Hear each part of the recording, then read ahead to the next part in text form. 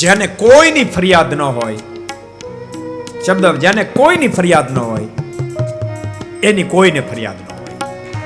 જે બીજાની ફરિયાદ કરી કરતો હોય એની સામે એના કરતા મોટું લિસ્ટ પડ્યું હોય.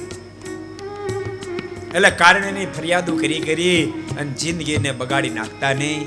એ શાંતિથી ભજન કરજો. ઘરના 5-7 સદસ્યો એ પ્રેમથી હળી મળીને રહેજો.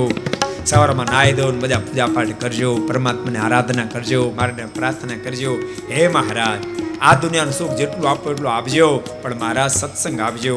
આપના સ્વરૂપમાં દ્રઢતા થાય કૃપા દ્રષ્ટિ કરજો. આપનું ખૂબ ભજન થાય. મારા દેહને મૂકે ત્યારે આપને પામી જાય કૃપા દ્રષ્ટિ કરજો. એ ભગવાનને પ્રાર્થના કરશો. નકરા ખરખરા કરી નહીં કરતા. એ મારી ભલામણ છે. અને જેને ભજન કરવું એને બહુ દુનિયાની ઉતરતોડમાં પડવું નહીં. હું તો કહું દુનિયાને ન પડવું, સત્સંગની ઉતરતોડમાં ન પડવું. પહેલા આમ કર્યું, પહેલા હરિભગત આમ કર્યું, પહેલા સ્વામી આમ કર્યું, એમાંય ન પડવું. જેને ભજન કરવું એને સાચું કહું છો, મનાય છે સમજે. ક્યાંય ઉતરતોડમાં ન પડવું. ભજન કરવું, આપણે આપણું કરી લેવું. બે શબ્દ કોઈને હેત હોય ને આપણે લાગે કીધા છે કેવા, કીધા પછી માને છે નહીં માનતું હોય એનો ખરખોર ન કરો. કીધા પછી એ ઉપાધિ પારની મેં કીધું પણ કઈ કર્યું નહીં, એનો ખરખોર 3 કલાક હાકે.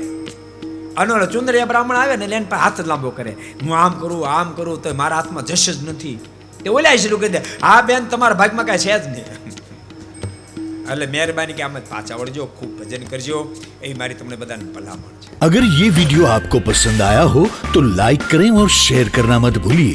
सब्सक्राइब करें सरदार कथा चैनल को और बेल आइकॉन पर क्लिक करना मत भूलिए लेटेस्ट वीडियो सबसे पहले पाने के लिए.